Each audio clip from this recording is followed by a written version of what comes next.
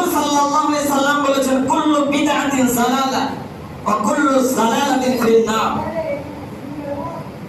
যেগুলো খুরাফাত হয়, যেগুলো বিদআত হয়, বিদআত বলা হয় যেটা কোরআন হাদিসে নেই, অথচ মানুষ সেটাকে আমল করে, এটাকে বিদআত বলা হয়। যেটা কোরআন হাদিসে নেই কিন্তু মানুষ যদি সেটাকে আমল করে বা মেনে চলে, তাকে যদি বুঝে বুঝে বলতে তার ইবাদত করে সেটাকে মনে করে, তাহলে সেটা বিদআত কাজ।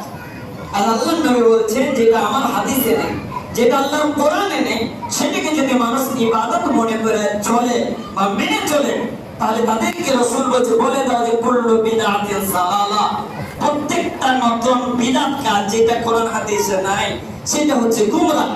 ওয়া কুল্লু যালালাতিন ফিন-নার, আর যেটাই গুমরাহ হবে সেটাই হবে জাহান্নামের পথ, সেটাই হবে জাহান্নামের পথ। যেটাই কোরআন হাদিসে নাই আমি মানি বা আপনি মানুষ যেই মানবেন না কেন, দুনিয়ার পৃথিবীতে যত বড়ই লোক থাকা, যত বড়ই আপনার মূর্খ হোক আর শিক্ষিত হোক আর যত বড়ই যে হোক না কেন, যেটাই কোরআন হাদিসের বাইরে মেনে চলবে, দিন মনে করে, ইসলাম মনে করবে, আল্লাহ নবী বলছেন সেটা বিদআত কাজ। আর সেটা যে করবে দুনিয়াতে, তার পথ হবে জাহান্নামের পথ। রাসূলুল্লাহ সাল্লাল্লাহু আলাইহি সাল্লাম এই মাসে অনেকগুলো ফজিলত রেখেছে, যেগুলো আমাদেরকে বলেছে করার জন্য।